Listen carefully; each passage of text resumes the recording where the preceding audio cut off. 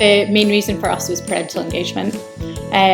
So we were using reports, and so end of year reports, and we were using targets, but we decided as a school that we weren't effectively communicating how children were getting on with their targets to parents unless it was at a parent consultation or at the end of the year, and we decided that wasn't effective communication dialogue.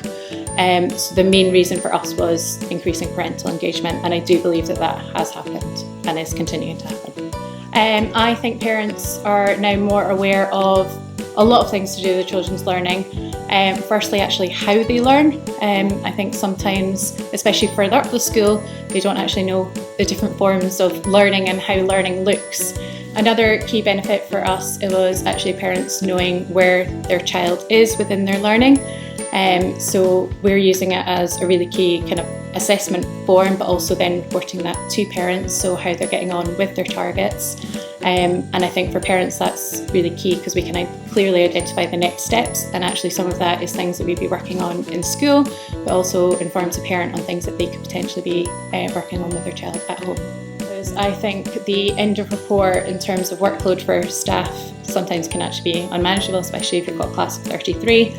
I think it breaks down the workload. It means that you're identifying really key areas of their curriculum that you want to focus on for assessment, and then you are assessing that, and then you're communicating that to parents. So it's in a sense that you're identifying the thing that you want to assess, you're assessing it, and then you're communicating it to parents, which for us can only be a good thing.